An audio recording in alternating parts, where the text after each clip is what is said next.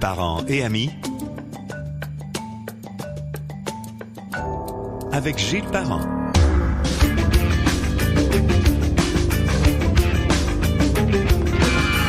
Bonjour et bienvenue sur Parents et amis. GilesParent.com, c'est le site où tout se passe, mais c'est pas vrai, là. La plupart des gens l'écoutent sur Spotify, mais vous pouvez l'écouter sur la plupart des plateformes qui vous intéressent. Il n'y a pas de problème. Et si vous voulez nous écrire, nous envoyer courriel ou encore quelque chose d'audio, on a tout ça est possible sur GilesParent.com. Contact, très très simple. Aujourd'hui, je vous propose la rencontre entre une grande histoire et une nouvelle génération de communicatrices. Héritière d'un nom fort, elle impose aujourd'hui sa propre signature, leadership, vision, gestion de crise, influence dans un monde médiatique en pleine mutation. Elle amplifie le rayonnement des leaders, des marques et des idées et elle le fait à sa manière, comme chantait Ginette Renault. Bonjour Florence. Je pense que c'est Roxane Bureau, mais je suis super contente pareil, Ginette Renault. Bonjour Gilles. À ma manière, dans la chanson À ma manière, ouais. C'est Ginette Renault. Mais okay. Peut-être été reprise. Ben écoute, sinon... T'es d'une génération pas mal plus jeune que ça. Moi. Roxane, je te confirme qu'elle en a fait une aussi. OK, parfait. Comment ça va? Ça va très bien, toi? Vite et bien ou... Ça va pas si vite.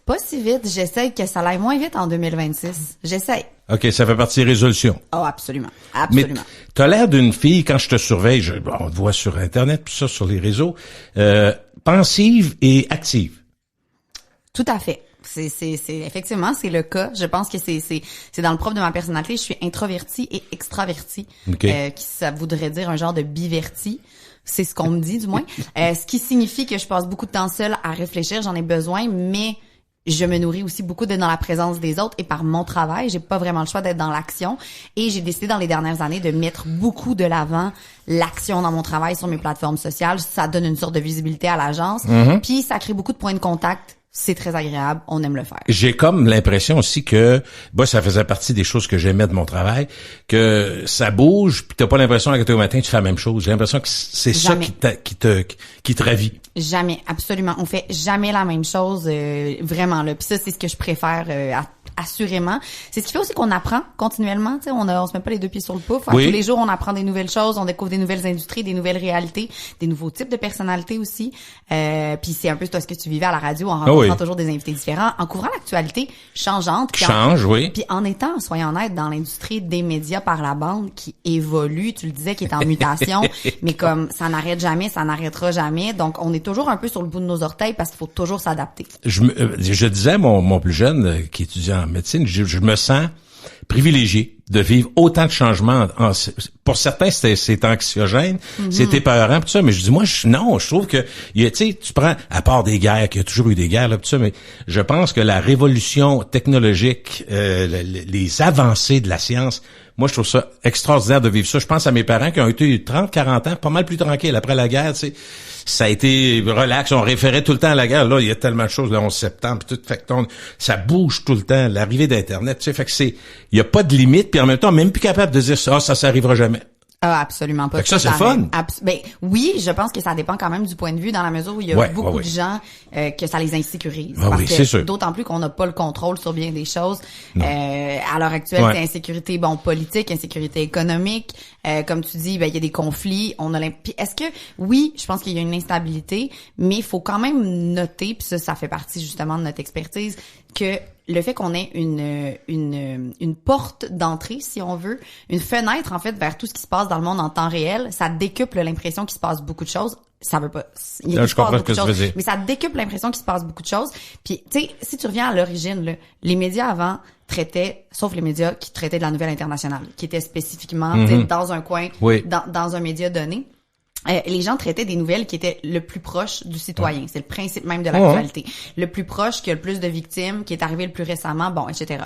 Aujourd'hui, ben c'est pas vraiment ça les paramètres. Donc, il s'en passe continuellement des choses et ça peut devenir très oppressant. Il y a du contenu partout, tout le temps, et il y aura jamais de saturation du contenu parce que le fameux cloud d'Internet, appelle ça comme tu veux, ben il est infini, ou jusqu'à preuve du contraire, du moins.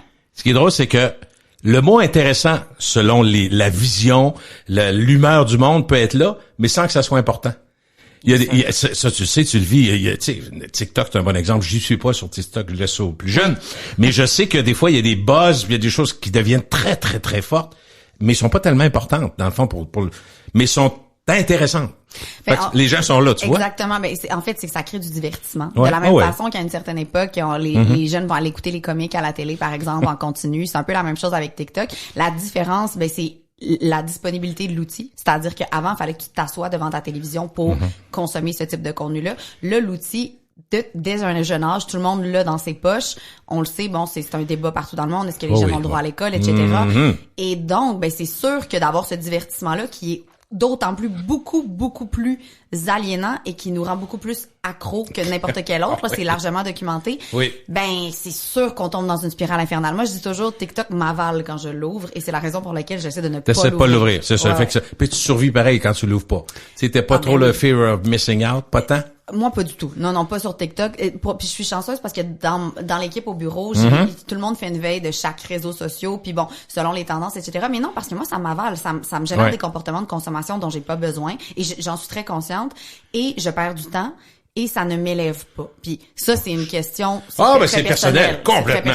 Moi, je trouve pas que j'apprends grand-chose, malheureusement. Okay.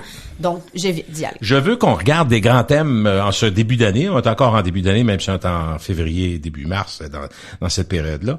Je veux qu'on regarde les tendances générales et parler un petit peu de rayonnement. Donc, en 2026, c'est, mettons pour tes clients, les grands leaders qui veulent rayonner, c'est quoi la plus grande erreur qu'ils peuvent faire? La plus grande erreur qu'ils peuvent faire, clairement, lever le nez sur les plateformes sociales. Il y a pas de doute là-dessus. Pas besoin de ça. En fait, c'est que il y a une époque où c'était un canal de communication de plus. OK? Aujourd'hui, c'est rendu le canal de communication principal sur lequel les gens s'informent. Pas nécessairement d'actualité, mais s'informent et ont besoin d'avoir des repères. Et donc, pour une organisation, un individu qui veut avoir un impact, qui veut être un leader, de délaisser ces plateformes-là doit être vraiment un choix conscient et délibéré qui fait partie d'une stratégie.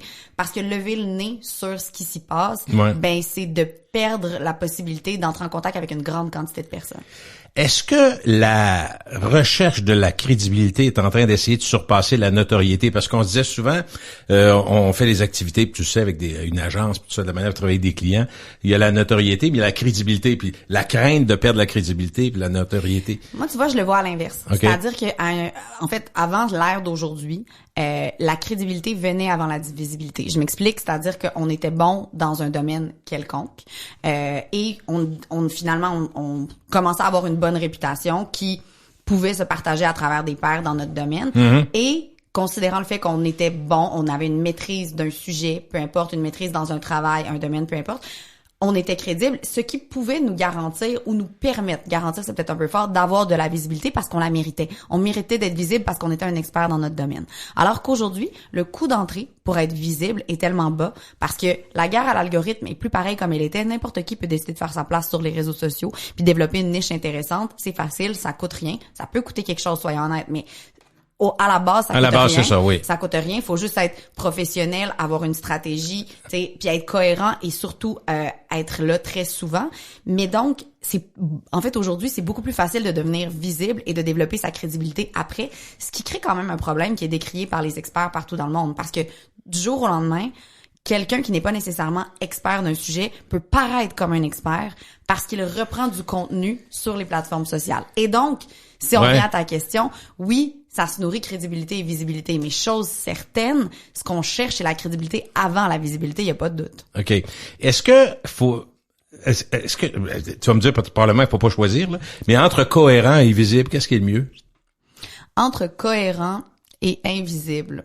Et visible, mettons. Et visible. Visible, oui. Excuse-moi. Très visible, mettons, t'es très visible, mais c'est pas cohérent, ou est-ce que tu préfères, tu dirais à un client, commençons par être cohérent dans notre message avant de lancer, pour être très visible, mettons. Bien sûr, la réponse, c'est sûr que c'est idéal d'être cohérent. Ceci étant dit, ça dépend de l'objectif. Puis c'est là où c'est différent pour chaque personne parce que la cohérence va générer de la crédibilité, va générer du sérieux, de l'engagement, de la confiance. La visibilité ne génère pas nécessairement de la confiance, puis ça dépend des publics cibles aussi. Si la personne veut s'adresser à des gens, je dirais de 45 ans en montant, la cohérence va prévaloir sur la visibilité et pas nécessairement pour une clientèle beaucoup plus jeune. Il c'est différent de génération en génération, puis ça dépend des objectifs, puis ça dépend qu'est-ce que la personne veut dégager, à qui elle veut parler, comme je le dis, puis quels sont ses sujets de prédilection également. OK. Non, mais ça a du sens, là, parce que c'est pas parce que t'es visible que tu vas être cohérent, puis ça vient pas. Puis à choisir, ben t'es mieux d'avoir un petit peu des deux si t'es capable. Idéalement. Dis-moi, les leaders, est-ce qu'ils doivent absolument prendre position publiquement quand il y a des enjeux sociaux et politiques auxquels ils se sentent rattachés, mettons? Est-ce qu'ils peuvent passer un tour, autrement dit? Ils peuvent 100% passer un tour. Parce qu'ils doivent te le demander des fois, Florence. Ouais. Qu'est-ce que tu penses de ça? On fera peut-être... C'est un doute, hein? C'est encore vrai? Je dirais que j'observe plus, contre toute attente, j'observe plus de gens qui ont des doutes qui en ont pas. Parce qu'ils savent très bien qu'en se positionnant, ils vont plaire et déplaire. Aussi simplement que ça. Puis ils sont pas tous prêts à prendre le risque.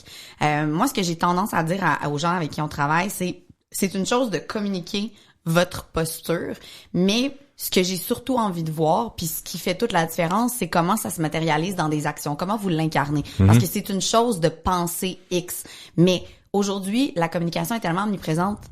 Toutes les entreprises, tous les leaders, toutes les marques peuvent revendiquer des valeurs, peuvent revendiquer des mouvements sociaux. Mais qu'est-ce que vous faites concrètement sur le terrain pour montrer que vous êtes soit militant, soit que vous les revendiquez, soit que vous les appuyez? Puis ça a beaucoup plus d'impact, mais c'est beaucoup plus énergivore aussi. Comment on fait? Mettons que moi, je pense, j'ai une compagnie, n'importe quoi, puis j'ai l'impression que je suis authentique quand je parle.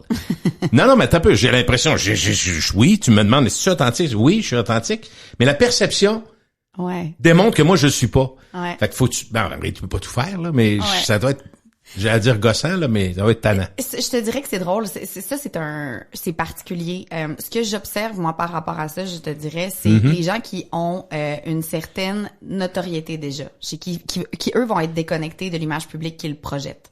Parce que ces gens-là, ayant une certaine notoriété, ont déjà beaucoup de feedback en continu. Et bien sûr, vont avoir beaucoup de feedback par la force des choses, généralement en partie positif. Donc, je dirais que moi, ce que j'observe, c'est que le manque, par exemple, je sais pas si authenticité c'est le bon terme, mais si la vision que moi j'ai d'un individu quand je l'analyse, parce qu'on fait des analyses d'images publiques de gens très régulièrement, puis quand je l'oppose à l'image qu'ils ont d'eux-mêmes, je vois surtout un décalage quand la personne, comme je dis, perception est connue. personnelle. Ouais, perception personnelle. Est-ce qu'ils ont tendance à être durs envers eux? Non. Ah non? Pas les gens connus. Mais les gens pas connus, oui. Ça, c'est intéressant. Ouais. OK. Je veux qu'on parle de personal branding parce que c'est une expression, Luc Dupont m'en parle en marketing, tout ça, mais est-ce que c'est devenu incontournable? Est-ce qu'on peut s'en passer si on est un dirigeant qui déteste être mis de l'avant, mettons? Ben, en fait, je vais retourner la question de bord. La semaine dernière, j'étais par un concours de circonstances, j'ai eu des discussions avec 2 agences, une de gestion de communauté sur les réseaux sociaux, puis une agence de pub bien établie dans plusieurs régions au Québec. J'ai posé à 2 de leurs stratèges indépendamment la même question. Est-ce que en 2026, si vous accompagnez sur les réseaux sociaux des entreprises et des marques, est-ce que vous acceptez qu'on ne voit pas d'individu, qu'on ne mette pas de l'avant un individu? Et les 2 m'ont dit non. S'ils ne sont pas prêts à mettre quelqu'un de l'avant dans l'entreprise, pas nécessairement le PDG ou le fondateur, qui que ce soit, ça ne fonctionnera pas sur les réseaux sociaux parce que l'être humain, plus que jamais, veut voir d'autres humains. Il y a un désengagement envers la politique, envers les médias, envers les institutions. Les gens veulent voir d'autres êtres humains pour plein de raisons. Et donc, pour répondre à ta question, oui, à mon sens, c'est vraiment un passage obligé. Maintenant, pas tout le monde a le potentiel de développer une marque personnelle forte. Il y a pas tout le monde qui a le même charisme. Et ça dépend bel et bien... En fait, ça dépend des objectifs des individus, donc de l'ambition et véritablement des intentions qui se cachent derrière un processus comme celui-là. Nous, on a développé un service qui est assez poussé, même que des fois, je me pose la question s'il est pas trop poussé. Mais je trouve qu'il est nécessaire parce que tu parlais d'authenticité. Moi, il y a rien qui me déplaît plus. Puis au-delà de me déplaire personnellement, on décroche quand on sent que c'est plaqué. Complètement. Le meilleur exemple, c'est les politiciens. Les politiciens, on le voit très bien. La cassette, hein? Ben exactement. Tannant. Les politiciens, malheureusement, nous font tous ou presque ce même effet-là et ça nous repousse tous. Alors, nous, ce qu'on essaie de faire avec nos clients, c'est d'éviter absolument ce parcours-là. Mais pour ça, on travaille en profondeur avec eux. Puis ça demande beaucoup plus de temps et d'énergie. Fait que la marque personnelle, c'est pas juste de coller, des piliers narratifs, des couleurs, une photo, puis un slogan avec un individu. Pas du tout. C'est beaucoup plus complexe. Est-ce qu'on pourrait tenter de dire qu'on crée une génération de leaders plus visibles que compétents? Absolument. Sans aucun doute. J'avais la discussion récemment, tu vas trouver ça intéressant, avec deux analystes. Je te trouve toujours intéressant. Avec deux analystes politiques de métier. Parce que moi, je suis quand même appelée régulièrement à analyser des l'actualité, ben oui. Oui, puis souvent des politiciens, puis c'est pas mon terrain, moi. Je fais pas de relations gouvernementales, je l'observe de loin. Donc, j'aime ça challenger des idées avec des gens qui font vraiment ça tous les jours. Parce qu'en politique, il y a beaucoup de codes qui sont très différents. Puis la politique, d'ailleurs, selon chaque pays, dans notre cas province aussi, mais vraiment chaque pays se dissèque de façon différente. Ok, c'est vraiment une bébête à part. Mais on avait la discussion, puis je leur demandais moi en fait j'ai le feeling que la prochaine vague de politiciens, pas aux élections qui s'en viennent, potentiellement aux autres, au Québec bien sûr, vont être des gens qui, je veux pas dire que ça va être des influenceurs. Je veux pas dire que les prochains politiciens sont des influenceurs, mais je pense véritablement que les prochaines personnes qui vont se présenter en politique vont être des gens qui vont avoir compris qu'il faut avoir un grand engagement sur les réseaux sociaux avant de se présenter. Puis ils le feront pas 6 mois avant en devenant Geneviève Guilbeault qui a pas les codes puis qui fait ça tout croche. Bang, bang. Tu sais, au contraire, ça va être des gens... Penses-tu à une Catherine Fournier, mettons, la mairesse de Longueuil? Bien sûr, mais Catherine a commencé tellement jeune en politique. Non, mais je trouve que ça correspond un peu à ce dont tu parles. Tout à fait. Catherine est Le maire Marchand est pas mauvais là-dessus, si on le compare à la bombe, par exemple. Absolument. Tu vois qu'il y a une génération en avant, là. Mais ça, tu vois, ce qui est le fun, c'est j'ai l'impression que au municipal, ils ont plus de latitude. Catherine est un cas exceptionnel. Moi, je suis sa plus grande fan, honnêtement. Je trouve ça non, parce qu'elle est allée plus large, elle est allée même avec son bébé, la pause. Tu sais, les codes, là, elle assume, là. Toujours avec, puis c'est le plus beau, avec grâce et élégance. Oui, complètement. Puis elle l'explique très bien et surtout, elle ne le justifie pas. Ça, c'est vraiment extraordinaire. Puis, tu sais, ça, c'est une femme qui ne se justifie pas de mettre de l'avant sa féminité dans un rôle au pouvoir comme ça. On est vraiment chanceux, honnêtement, au Québec d'avoir un modèle comme Catherine Fournier. Mais au-delà de Catherine, donc, qui a commencé en politique jeune, j'ai bien l'impression que les jeunes qui souhaitent s'en aller vers la politique dans les prochaines années vont comprendre. Puis je me pose la question parce que comme je te dis, j'avais cette discussion-là avec deux analystes. Il y en a un qui me disait oui, c'est ça, l'autre me disait tu penses. Et je suis pas sûre, mais j'ai l'impression qu'ils vont comprendre que leur pôle d'électeurs, dans le fond, là, ils suivent sur les réseaux sociaux. Puis c'est là que l'engagement se crée au départ. Fait que pourquoi ne pas capitaliser là-dessus? Puis pourquoi ne pas? Mais maintenant, il y a quand même une différence parce que c'est qui la personne type qui se lance en politique? Puis c'est la discussion qu'on avait. Est-ce que c'est quelqu'un qui est dans une entreprise? Est-ce que c'est un militant? Tout ça sera à voir, puis moi j'espère voir des gens qui vont faire des thèses là-dessus parce que c'est un sujet vraiment fascinant. Extraordinaire. Et moi je prends la balle au bon, je donne l'exemple des familles. Je pense à ma famille, mon frère vit en Allemagne, tout ça, puis j'inventerai rien sur, mais ça il y a un lien avec il y a un lien avec ce que tu dis, Florence. Comment j'ai des nouvelles de ma famille? Les nièces, les cousins, tout ça, moi, c'est par Facebook. C'est là que j'ai des nouvelles d'eux. Alors, comment un électeur a des nouvelles de... Moi, je dirais, il ira pas au bureau de comté. C'est même pas il est où. Moi, je sais aucune idée où est le bureau de comté. Je sais pas. Bon, puis après ça, mais par contre, s'il y a quelque chose dans l'actualité, s'il est sur le web ou n'importe quoi, participe à quelque chose, je le vois là. Ce que je voyais peut-être dans le feuillet provincial que je regardais pas il y a 40 ans. Non. Non, mais tu comprends le point? Fait que ça reste un moyen dont on peut pas vraiment se passer si on veut être tenu informé. Puis plus que ça, je dirais que... Oh! Excuse-moi, Molly. Pas de problème. Molly. Excusez les gens, j'ai flatté le chien. Mais ce que j'allais dire, c'est qu'on est... Tu sais, il y a une espèce de crise de l'authenticité. Là, on revendique l'authenticité, mais elle n'existe pas vraiment, certainement pas en politique. Puis, ce que permettent les réseaux sociaux, puis tu soulignais le Marchand qui a commencé à le faire de plus en plus, puis sa stratégie de réseaux sociaux, c'est vraiment amélioré dans la dernière année et demie, tu sais.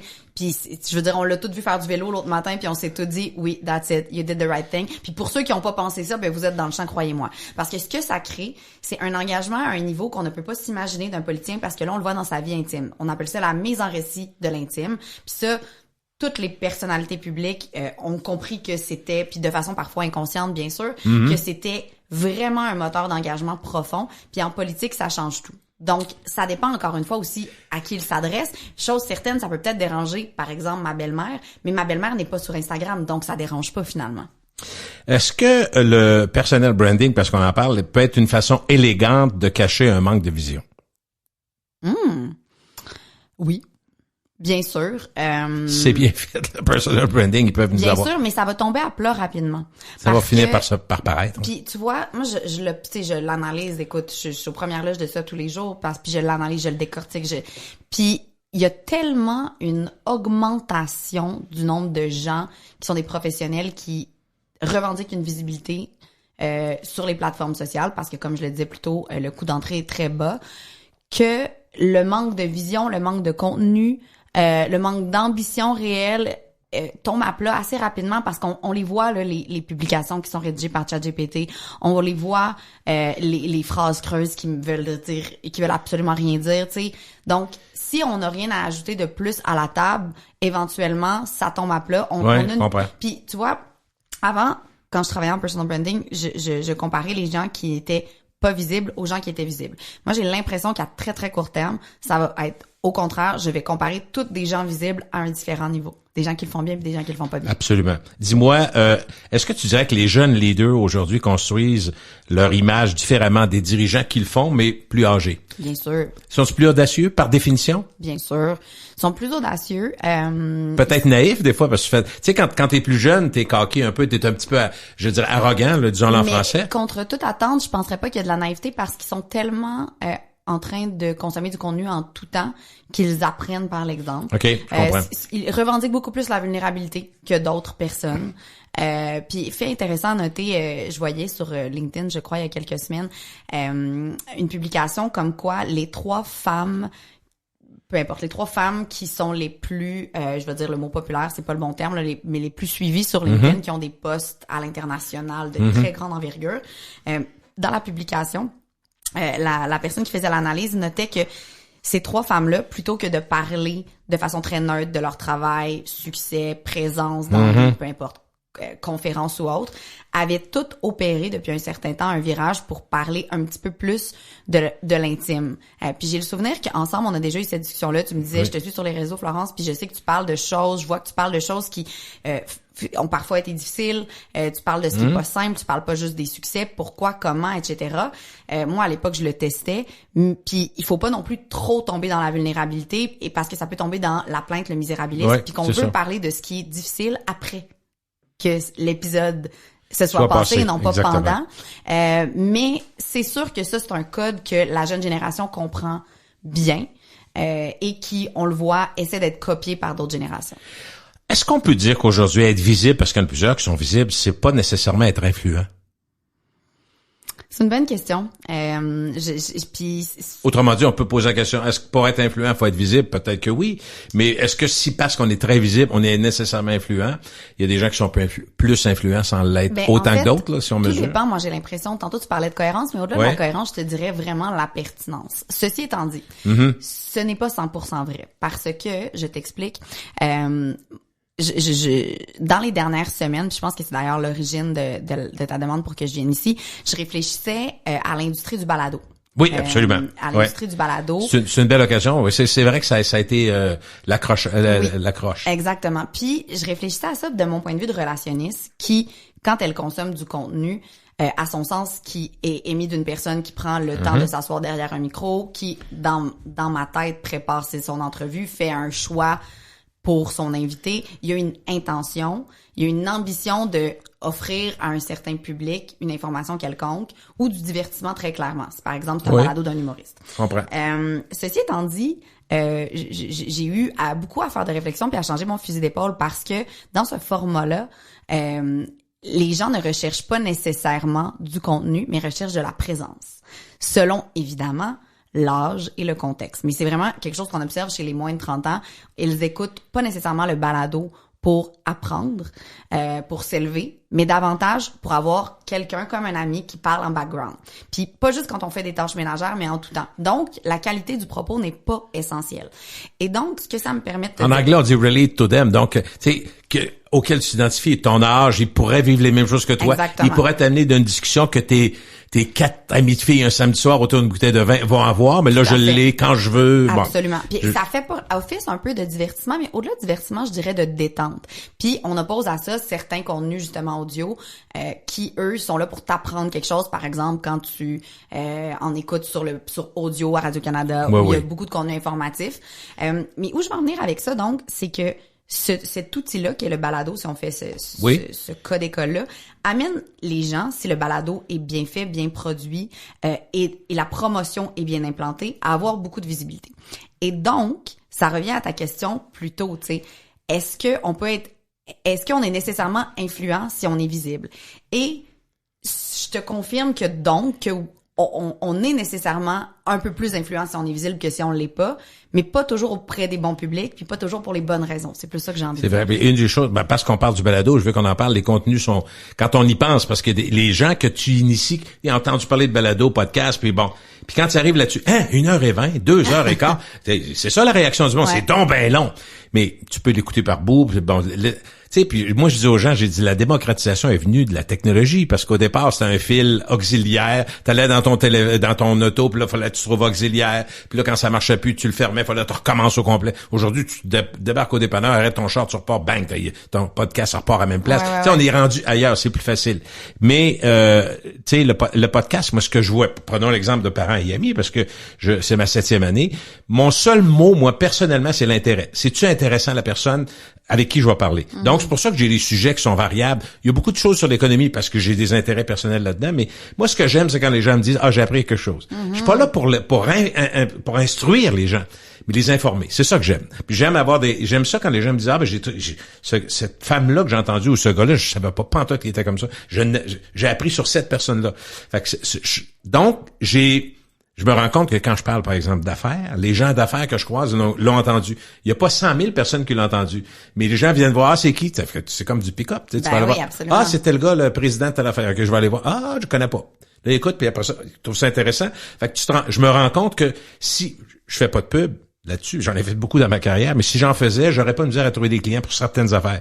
Puis je pourrais focusser, décider de m'en aller plus à faire, puis restauration, c'est dans les choses, dans mon cas à moi, c'est les choses qui marchent le plus. La famille Martin, les Saint-Hubert, genre comment ça marche. Fait que là t'apprends, tu vas au Saint-Hubert, mais tu sais que c'est la famille Martin, tu connais pas? Oui. La famille Brie des Normandins, c'est le genre d'affaires que j'aime. Puis je me rends compte que cette spécialisation-là, dans mon cas, me sert bien, comprends-tu? Mais c'est pour ça qu'il y a des millions de podcasts. Tu te dis, mais voyons là, pourquoi? Mais la plupart, à part Joe Rogan qui est plus écouté, là, parce que là, c'est son nom, la réputation, tout ça, mais la plupart sont assez spécialisés. Mais il y a des thèmes qui marchent plus. Ben oui, c'est ça. Des thèmes, là, tu parlais de vedettes, les vedettes, ça reste toujours l'humour, ça reste le creepy aussi. Ouais, moi c'est ça que je préfère. C'est très très fort ça. Moi c'est les choses que j'écoute le plus avec mon chum en voiture là, on n'a pas de bon sens. Quand on fait beaucoup de routes puis on fait des road trips puis on s'empare puis des fois là tu sais t'as fait 6 heures de char, t'arrives à la maison là, t'as envie de sortir, nous on reste dans l'auto pour finir le podcast là, tu sais on est là, c'est vraiment lourd notre affaire. Mais t'as raison. Ceci étant dit, ce qui est intéressant d'observer, c'est que le balado, à mon sens, est en train de devenir non pas seulement une forme de média, mais un média en soi. Qui est à ne pas négliger. Puis tu disais tantôt... Très bon point. Ah, mais vraiment. Je prends ma famille. 35 ans Émile, 33 ans Charles, 23 ans Elliot. Ils n'ont jamais écouté la radio. Non, mais moi, j'ai fait ma carrière à radio. Pense-y, Florence. C'est ça. Ton père était à radio. Puis eux autres, non, podcast de ci, de ça, de ça. Plein de podcasts. Et de la musique aussi, bien évidemment. Sûr, et de la musique, bien sûr, mais je veux dire en termes de beaucoup contenu, de podcasts, c'est sûr. Puis le long form, donc ce dont tu parlais tantôt, tu disais les gens qui se disent, ben voyons donc, 1 heure, 1 heure et demie, etc. Et moi, j'en ai même enregistré un cette année de 3 heures. Puis les gens l'écoutaient au complet, j'étais flabbergastée. Mais ce que j'allais dire avec ça, c'est que ça vient aussi créer une dynamique différente. C'est-à-dire que quand on voit, soyons honnêtes, quelqu'un qu'on admire ou qu'on n'admire pas en entrevue, c'est rare que c'est très long. Quelqu'un se livre beaucoup plus en balado. Prend le temps de se déployer, se dégêne, va plus en profondeur dans des sujets. Puis ça revient à ce que je te disais d'entrée de jeu. On apprend sur soi parce qu'on se fait poser des questions puis on a des discussions qu'on n'aurait pas ailleurs puis qu'on est obligé de se poser des questions puis d'y répondre à voix haute. Ce qui fait que d'ailleurs, les recherchistes dans bien des émissions vont se fier beaucoup au balado pour faire leurs notes de recherche quand il y a des invités parce que justement les invités se livrent beaucoup plus. Ils vont plus là-dedans. Mais imagine-toi le paradoxe. En même temps qu'on dit ça, mon fils qui étudie pour devenir psychiatre, il est là-dedans dans technologie puis bon, ce qui se passe au 2e étage, on apprend que non, mais la mode actuelle des TikTok puis des petits montages courts influencerait jusqu'à la population dans le trafic. Tu sais, les gens aujourd'hui sont impatients, ça klaxonne, ça monte sur les trottoirs parce qu'ils sont pressés. Mais t'as le balado qui peut t'amener à 2h15. Moi, je trouve ça extraordinaire. Les deux marchent en même temps, mais c'est 1000 mondes entre les deux. Il y en a un qui c'est 20 secondes, 10 secondes, pas le temps, puis l'autre c'est... Pense-y. Absolument, puis tu sais, autant moi le balado, je me suis un peu battue avec l'idée parce que je trouvais que le contenu des balados n'était pas à la hauteur de ce que j'aurais aimé à bien des égards au Québec. Il reste que ce sera toujours mieux que du contenu short form sur les plateformes sociales pour toutes les raisons qu'on connaît. Et ça, c'est sûr, il y a absolument aucun doute. Et c'est pour ça que j'ai envie de dire que j'ai envie de revendiquer, de répéter continuellement que, à mon sens, le balado devient un média en soi qui devrait vivre en parallèle des médias traditionnels, intégrés ou sans, parce que les gens les consomment vraiment. Puis c'est pas nocif. Il y a rien de mal, en fait, à écouter un balado. Est-ce que tu as à convaincre des clients de faire des balados quand ils sont invités? Mettons un président d'une compagnie qui va dire non, OK. Étrangement, le balado aujourd'hui il commence à s'ouvrir, donc tes clients vont dire les gens là arrivent dans mon bureau et me disent toute Florence, je veux qu'on travaille ensemble en personal branding parce que je veux être invité à des balados. Ou juste oublie la première portion. Allô Florence, j'aimerais ça t'inviter à des balados. OK? Peux-tu me préparer? Exact, mais sauf que là, je leur dis, oui, mais pour être invité à un balado, il faut que tu sois intéressant puis les gens te connaissent. Est-ce que t'es intéressant parce que les gens te connaissent? Et donc, souvent, ce qu'on va faire avant, c'est que je vais leur dire, on va travailler ensemble ta marque personnelle parce que c'est ce qui va éventuellement te rendre assez intéressant pour recevoir des invitations. Puis ça fonctionne et c'est éprouvé. C'est une technique qui a marché par le passé. Est-ce que tu penses que le podcast, par définition, écoute, je te demande quelque chose de grand, là, est-ce qu'il fonctionne parce que il oblige les gens à s'arrêter, à ralentir? Est-ce que tu penses que c'est ça? Je pense que moi, ça y contribue, mais en même temps, je pense que les gens s'arrêtent pas nécessairement parce que de ce que je conçois du podcast, puis j'ai fait des recherches là-dessus. Mais j'ai vu, faut que je te dise parce que je vais l'oublier, là, l'autre fois je voulais en parler, mais je vois une chose que moi je fais pas, mais qui se faisait avant. Mais j'ai remarqué Elliot faire ça, j'ai remarqué mon fils Émile faire ça, plus vite, là. Ah oui. Fait que, oui, mais, là, tu sais, le mais, je te mettrais le mais. Exact. Des fois, je sais pas si tu le fais, parce que. Moi, je le fais pas. Non, ok. Mais justement, ceux qui comprennent pas, c'est qu'un fast forward, là, tu sais. Oui, exact. T'augmentes la vitesse. Comme les voice messages que tu peux augmenter la vitesse. Personnellement, je le fais pas, justement, mais je me fais un devoir de pas le faire. Puis pour répondre à ta question, oui, mais beaucoup de gens vont écouter le balado en faisant d'autres choses. Puis en fait, le balado agrémente des tâches quotidiennes qu'ils ne trouvent pas nécessairement tripantes quand ils s'entraînent, par exemple, quand ils marchent pour aller au travail, quand ils font des tâches ménagères, ça on le voit beaucoup.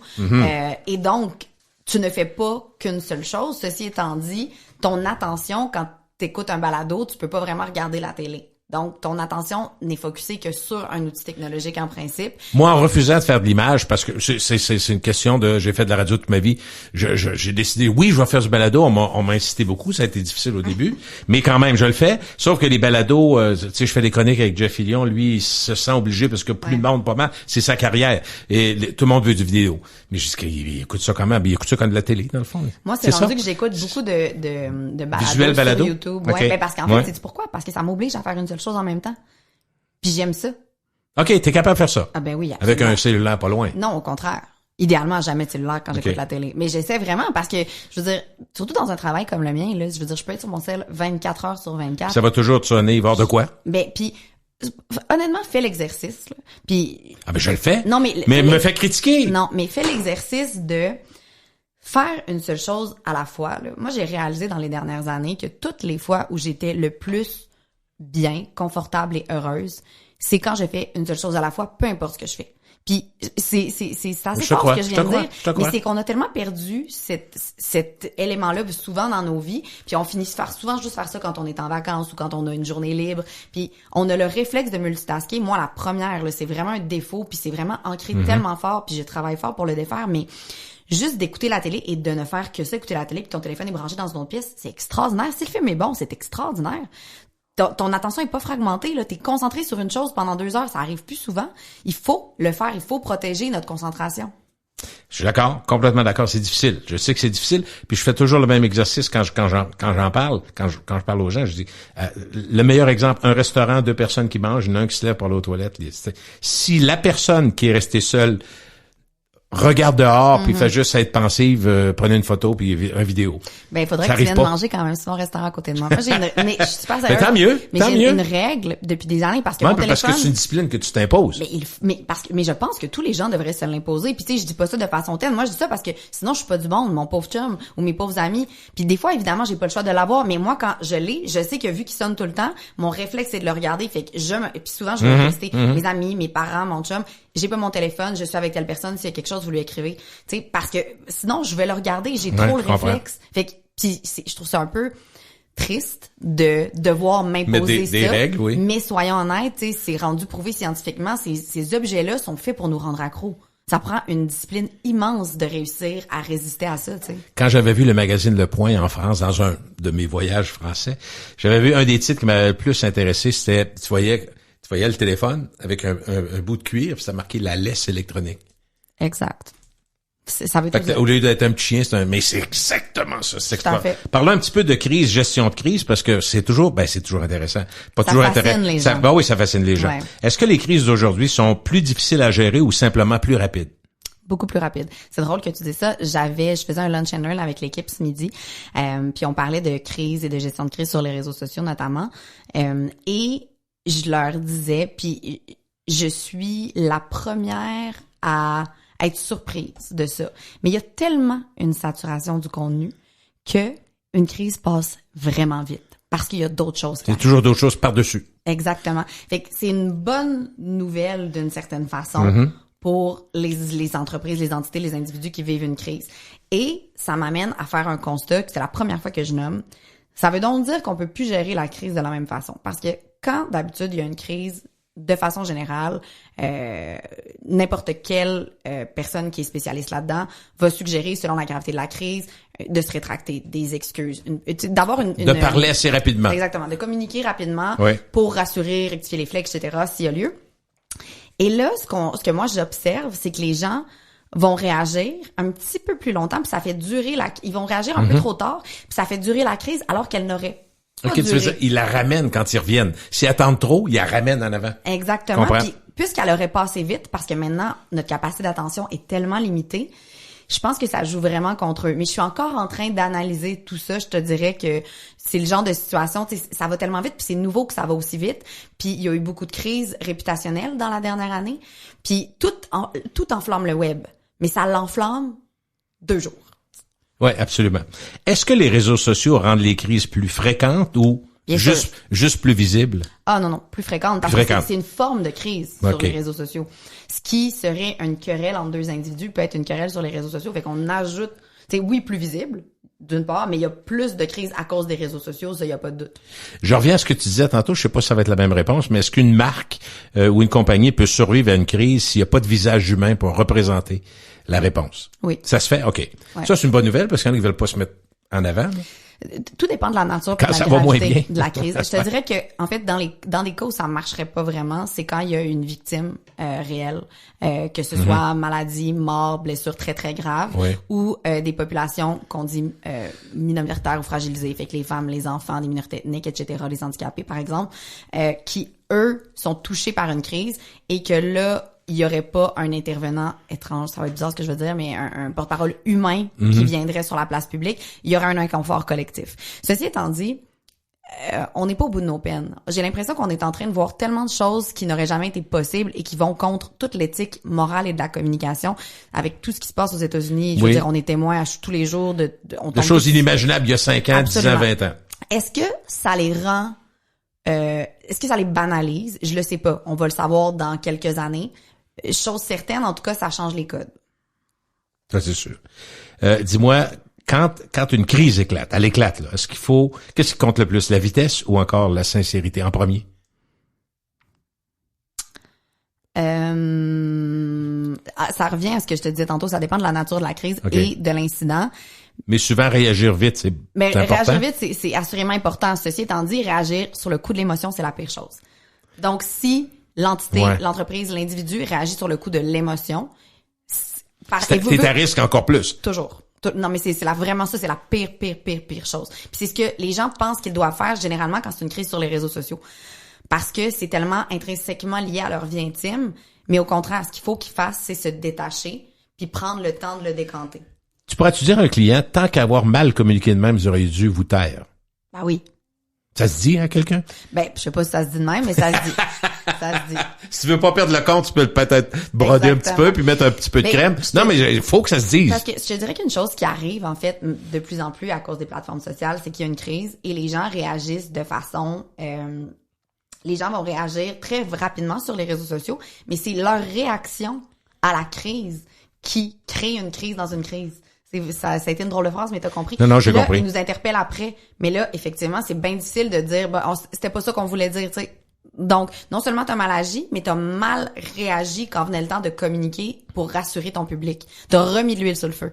Fait que c'est encore plus difficile de te défendre. Est-ce que des excuses publiques que tu calcules, toi, qui sont calculées, puis qui paraissent à tes yeux, est-ce que tu penses que les gens s'en rendent compte aussi? Oui. Ouais, parce que maintenant, il faut, parce que toi, tu vas dire, j'ai quand même une expertise, là. Non, mais les gens s'en rendent compte. Tu sais, je te dirais pas, les gens s'en rendent compte parce que, en fait, c'est pourquoi ils s'en rendent compte? Parce qu'il y a tellement de petites crises sur les réseaux sociaux que les personnes qui sont au centre de ces crises-là, où est-ce qu'elles communiquent pour s'excuser ou peu importe rassurer leur public, c'est sur les réseaux sociaux. Donc le commun des mortels voit ce qu'à l'époque seulement par exemple un média recevait ou que ça se faisait en point de presse, et donc tout le monde a une opinion. Et à force de voir des messages formatés par des agences de PR pour avoir l'air des excuses qui sont faites en bonne et due forme, ben le public est pas fou, il voit bien les codes puis il voit bien ce qui revient continuellement, tu sais. Mais tu sais, si on s'était parlé il y a 5-10 ans, on s'est parlé, mais de ça, puis qu'on s'était dit, par exemple, que les premiers ministres, les présidents,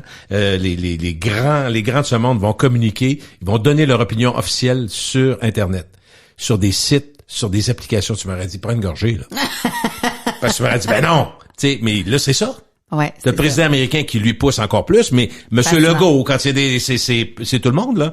Puis au début, on aurait dit, ouais, là, c'est-tu vraiment sur Internet? Tu sais, il y avait comme une crainte au début, là, c'est comme généralisé sur X, sur ci, sur ça. Absolument. Ça montre toute l'importance que ça peut avoir. Absolument. Puis même encore tout à l'heure, j'avais cette discussion-là avec mon équipe, je te disais, on était en Lunch and Learn je leur rappelais que autant il y a 10 ans, mon père me disait constamment, les réseaux sociaux sont notre principal concurrent, Flo, parce que les gens pensent qu'ils peuvent communiquer directement, sans stratégie sur les réseaux sociaux, ce qui aurait d'habitude donné comme information à une agence comme la nôtre, par exemple. C'était pas bon pour une business, là, dans le fond, je comprends. Puis, ce qu'on réalise, en fait, maintenant, c'est que, puis c'est ce que je disais à l'équipe tout à l'heure, c'est que un communiqué de presse, par exemple, un événement média, un point de presse, une conférence de presse, ou parfois un live sur Facebook, sur Instagram, du contenu sur une plateforme sociale peuvent être absolument équivalents.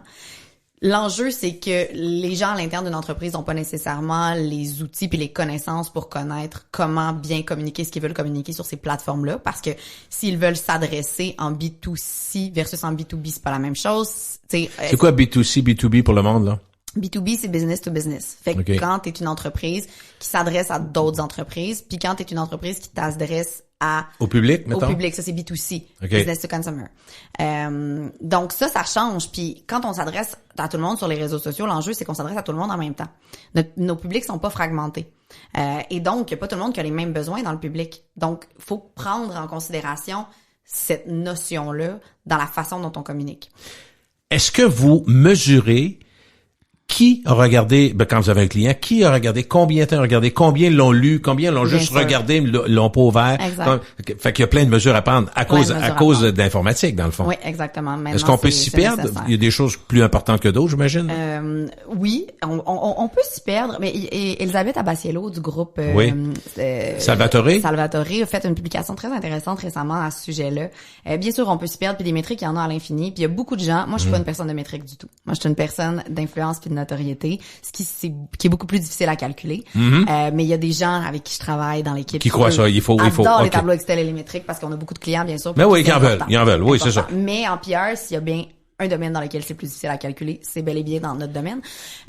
Donc, Madame Abbassiello. Oui, mais Elisabeth, ce qu'elle disait, puis elle donnait un exemple d'une publication. En fait, elle prenait comme exemple leur stratégie pour les pizzerias Salvatore l'année dernière, je crois, sur TikTok. Puis elle expliquait que la stratégie qu'ils avaient initialement créait du contenu très viral. Ça faisait que les vidéos qu'ils mettaient sur TikTok pouvaient être vues à des chiffres là, exceptionnels. Des dizaines de milliers, des centaines de milliers. Des centaines de milliers, puis en Australie, puis en Allemagne. Mais un moment donné, elle disait, ça flash, c'est vraiment cool. Sauf qu'attends un petit peu, ce monde-là, à quoi ça sert qu'ils le voient, puis ils en commanderont pas à soir. Évidemment, s'ils ont des plans d'expansion en Australie, good for them.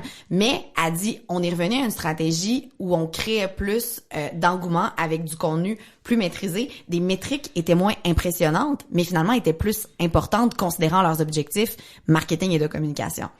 Donc oui, c'est possible, mais à quoi ça sert? Puis ça dépend. Nike, c'est intéressant pour eux, mais une compagnie locale, peut-être pas. C'est drôle parce que c'est une réflexion que les gens d'affaires, les bureaux de conseil d'administration vont dire, on a vendu beaucoup plus cette année, mais on fait moins d'argent. Tu sais, dans le fond, on est vu partout dans le monde, mais ça donne quoi pour nos pizzerias ici au Québec? C'est la même question, même si c'est pas les mêmes stats, là. Absolument. Puis il faut comprendre quand même que, tu vois, de mon côté, en agence de relations publiques, généralement, on observe des changements de comportement, pas tellement dans le court terme, oui, c'est possible, mais dans le long terme. Puis en personal branding, c'est la même chose. Fait que quand on travaille avec des clients qui veulent des KPI, des retombées sur investissement très, très directes et à court terme, moi, je leur dis, allez voir ailleurs, parce que je serai pas votre allié, tu sais. On n'est pas là pour ça. Moi, je suis pas là pour faire vendre. Je suis là pour que tout le monde sache qui vous êtes, puis vous trouve cool. Mais ça prend du temps. Est-ce qu'on pourrait dire que les leaders qui prennent jamais position finissent par devenir invisibles? Non. Ça peut devenir une marque de commerce, en fait. OK, donc se taire, ça peut être un message. Ouais, ne pas parler. Se taire, c'est un message. Le silence. Le silence, c'est un message, c'est pas toujours le meilleur.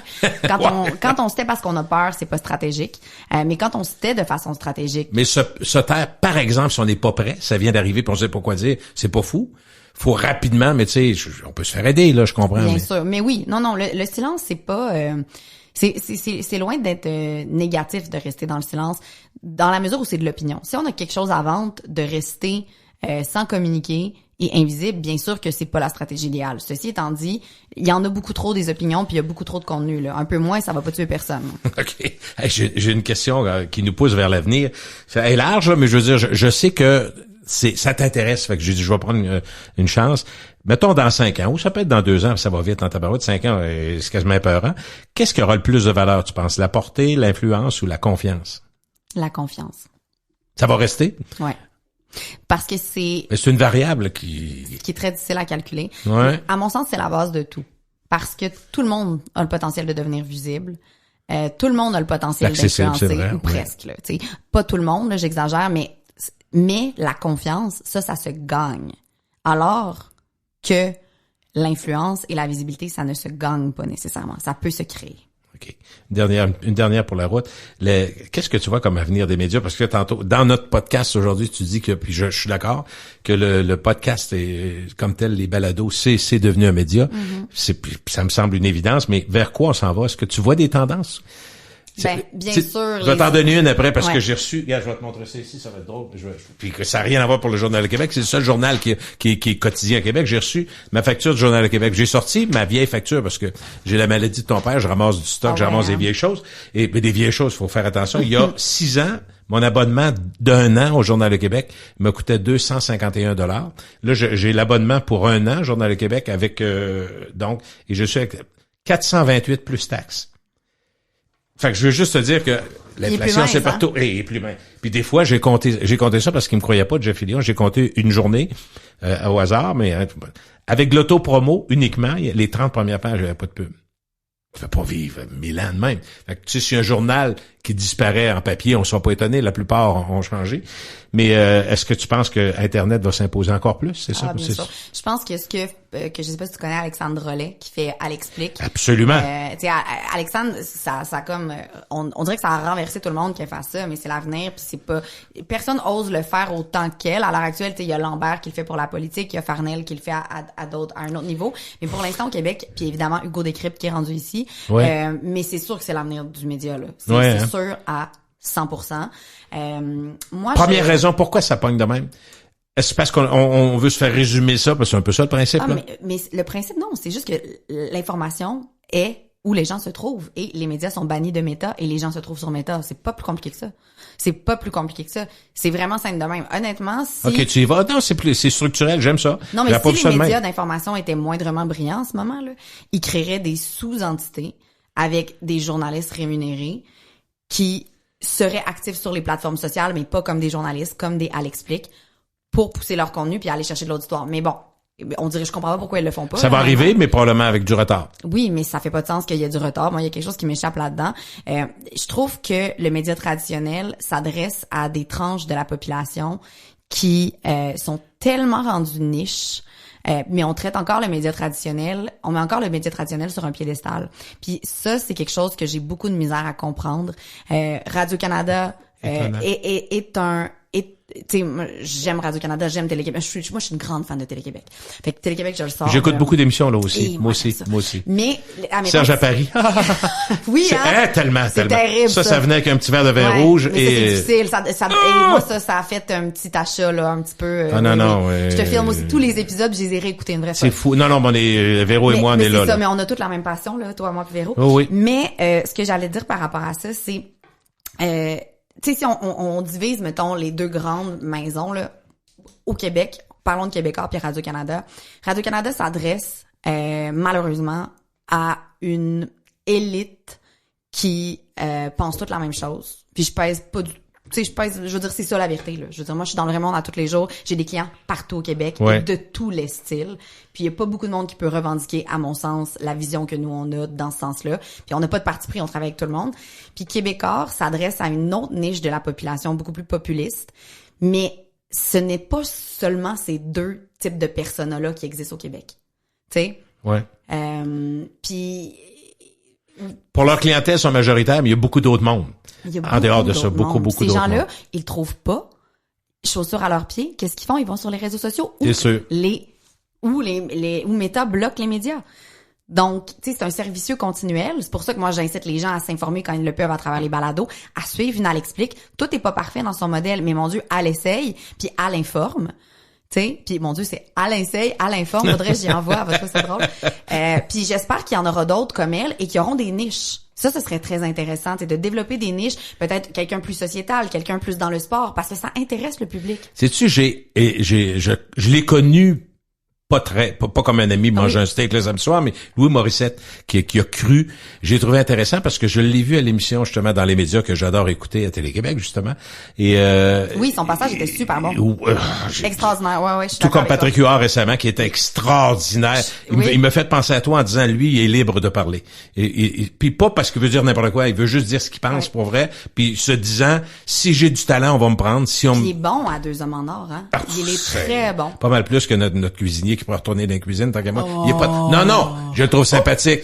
Je le trouve sympathique Florence, mais on n'est pas dans le même game là. C'est sûr. On n'est pas ce que tu veux dire. On n'est pas, c'est ça. Fait que c'est le fun de voir ça aller j'étais content que Louis Morissette dans le fond, il expliquait, il dit non, c'est pas moi qui l'a sollicité, c'est elle qui m'a écrit. J'ai trouvé ça intéressant. J'ai dit, elle a eu l'audace d'y écrire, puis elle a tombé sur une bonne personne parce que sur la bonne personne. Je comparerais Louis à toi à Québec.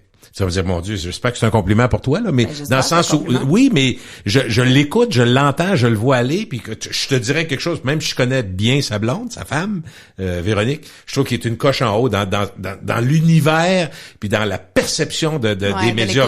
Oh, Seigneur du bon Dieu. Elle est tombée sur la bonne personne. J'espère qu'elle a pas écrit là par hasard, qu'elle suivait ou qu'elle savait qu'est-ce qu'il faisait, parce que, tu sais, il va avec les balados, lui, il investit là-dedans, il investit beaucoup, mais il croit comme toi tu penses. Exactement. Mais tu vois, moi, Alexandre, quand je l'ai vu commencer à faire ça, tu sais, je la connaissais de loin parce qu'il était journaliste depuis des années dans différents médias. Puis d'emblée, moi, j'ai tendu la main puis j'ai dit, si je peux t'aiguiller puis t'aider, mais j'ai une vision extérieure de ce que tu t'apprêtes à faire puis j'ai peut-être plus de tu parlé? Que toi. Ben oui, je l'ai rencontré plusieurs fois, je l'ai aidé à s'aligner, j'ai fait faire un questionnaire, j'ai fait beaucoup de recommandations. Wow. Elle a pris mes conseils. Oui, mais parce que en fait, c'est pour le bien de la démocratie. Je veux dire, je sais que les jeunes, c'est elles qui vont écouter, ils l'écoutent pas la télé.